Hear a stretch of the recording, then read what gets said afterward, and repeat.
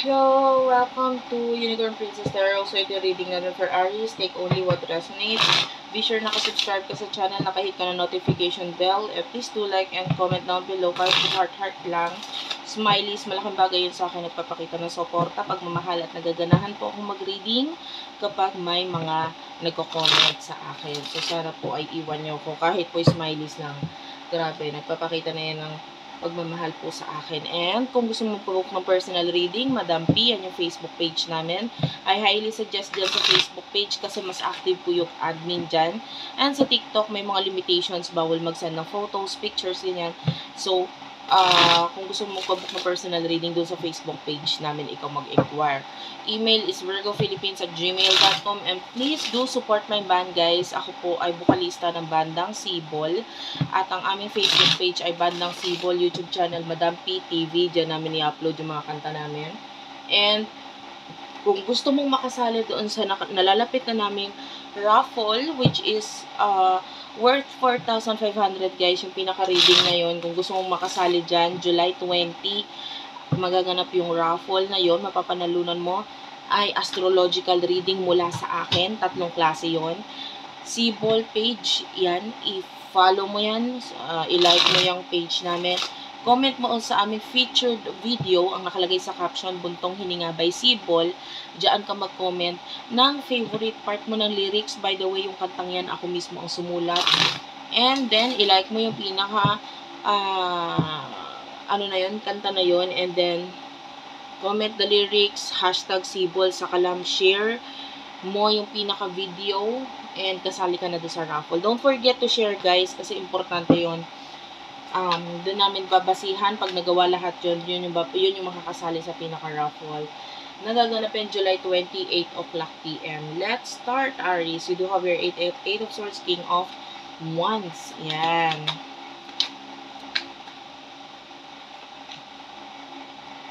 Four of Cups, Cancer, Scorpio, Pisces, Gemini, Libra, Aquarius, Aries, Leo, Sagittarius.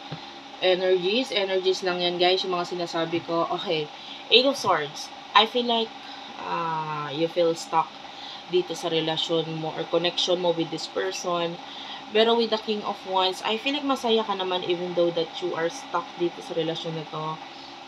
Hindi ko alam kung nanonood ka ng collective reading kasi halos same yung energy na nakukuha natin.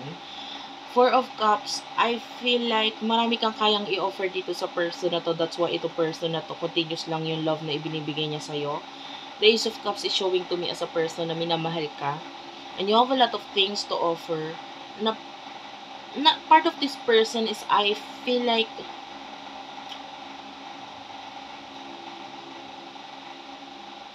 kusa mong binigay, or kusa mong ikaw yung sarili mo, binigay mo sa kanya, parang ganun. Hindi naman niya pinilit yung sarili niya sa'yo. And hindi ka naman niya pinilit na ikaw ay sumama or maging kakonect niya. It's just that you are stuck dito sa connection na to. Okay? So, I feel like a lot of you is nagkakaroon ng energy na parang gusto mong umalis or gusto mong iwan or gusto mong alisan itong taong ito, but you feel stuck, wala kang magawa kasi gustuin mo man, parang ano magagawin ko, saan mo lang pupunta, parang ganun yung energy. Napagod ako, guys. I don't know why. Bigla ako nakaramdam ng pagod. Yung energy mo is like parang kang pagod na pagod. Stress. So, try to heal yourself. Try to heal yourself. Yung iba naman sa inyo, pwede bumibigat ka or medyo nagbabago yung sistema ng katawan mo or yung katawan mo mismo. So, maybe you need exercise or what. Ace of Pentacles is here, the Hierophant. Taurus energy, Capricorn, Virgo energy. So, nakikita natin ngayon may mga bagay na paulit-ulit na nangyayari sa inyong dalawa. Pwedeng ikaw ito, paulit-ulit ka nagsasabi dito sa person na to, kaya lang parang baliwala. The Ace of Pentacles, focus ka ngayon regarding sa new beginning. I don't know, regarding sa emotions mo, wala akong nararamdaman na emotion mula sa'yo. Mas nakikita ko na parang mas tinuturuan mo or inaayos mo, pinipilit mong ayusin tong person na to. May mga offers or may mga sinasabi ka sa kanya na parang para maging maayos siya. Part of you is like, meron ko pa rin mga offers sa kanya para maging mas maayos siya. Pero nakikita natin, ang problem is that this person, hindi mo alam kung anong gusto niya. So, hindi niya tinitake yung mga offers, if ever meron. Or, kung ano man yung mga advices ng mga sinasabi mo, kasi parang baliwala eh. Nakukuha natin kahit anong salita mo, parang baliwala dito sa taong to, kasi hindi niya rin alam kung ano yung dapat niyang gawin sa sarili niya, or kung ano yung dapat i-take niya, or i-choose niya regarding sa mga offers na meron ka. Okay? Yung iba hindi offers, but rather opinion, no? Sa kung ano dapat niya gawin sa buhay niya. You are this person's world. Kailangan ka niya, definitely. Yun yung emotions. Diba? Alam mo, kung tatanungin mo ko kung mahal ka niya or kailangan ka niya, mas nangingibabaw sa akin yung emosyon na kailangan ka niya. Diba? Dalawa yun eh. I need you or I love you. Pero mas ayun nakukuha ko yung energy na I need you, kailangan kita. And then, itong person na to is the strength card, Leo energy. So, ikaw yung nagbibigay ng strength sa kanya. Kasi, kung wala ka, wala rin siya. Parang ganun. I am nothing without you. The Tower is here. The emotions is pwedeng matagal nang wala. The Tower is... Whew. I feel like you need to cut each other off na. Kasi parang natutunan niya na yung mga lessons na dapat yung matutunan sa isa't isa, and then you should end the relationship. Pero, ayoko mag-advise. Yun lang yung nararamdaman ko na dapat gawin sa relasyon na to. Pero, ikaw ang mas nakakaalam. Ikaw ang mas higit na nakakaalam.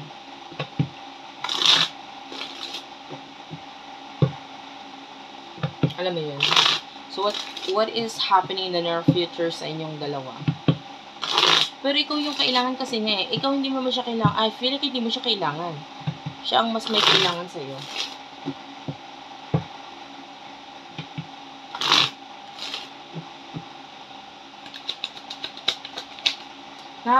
Nakakabasa ako, or nakakita ako actually. It's not in the card. But, sa iba. Yung dito sa akin place. Biglang nagpakita sa akin na word no waiter. So, I don't know kung minsan ka na naging waiter, or itong person na to, or maybe that is your job right now. This could be reading. Page of Swords, yeah. As you can see, there's a person here, or a child here na may hawak na gunting. Parang in the near future na dun yung dapat i-cut off. Pero as much as possible, tinatry mong habaan na pasensya mo regarding dito sa person na to. Temperance is here. This is your patience. Nasubok na yung pasensya mo, and napakahaba ng pasensya mo, grabe.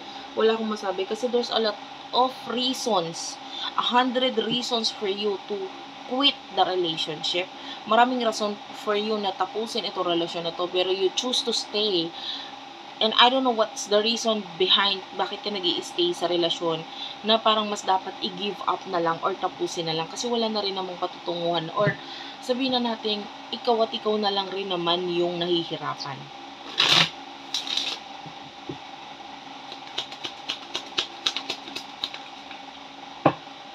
And then you do have here the Queen of Pentacles and the Six of Wands. Aries, Leo, Sagittarius, Taurus, Virgo, Capricorn. Yeah, I feel like this person is really attracted sa'yo. Okay, ayun na, kasama sa emotion na yon is attracted siya sa'yo. Yung love, wala tayong nararamdaman. Attracted siya sa'yo, kailangan ka niya. Attracted kasi is more on physical, or sa mga kung ano yung mga meron ka, ano yung mga interesting things sa'yo. So, attracted siya sa mga bagay na ginagawa mo, kung ano yung mga meron ka, kung ano yung mga maiyayabang mo sa, hindi naman maiyayabang but rather, may pagmamalaki mo sa buhay mo. So, parang itong person na to is sobrang, kung ano yung accomplishments mo, feeling niya kasi accomplishments niya na rin yun. Kasi parang feeling niya naging parte siya doon. Kahit ikaw naman yung naghirap talaga regarding dito. You know. And, for me, no, yung energy in the near future is that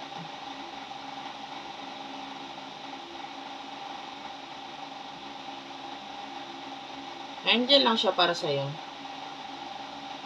Pasensya ka na, wala talagang ambag tong person na to sa buhay mo masyado, but yun yung nakuha natin. Hinahayaan mo lang rin naman kasi.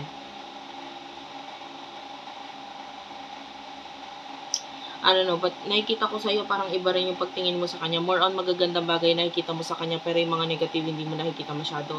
Or hindi mo pinagtutuunan ng pansin kasi masyado kang mabait. Okay? So anyway, that's it for now. Thank you for watching. I love you all, and bye-bye.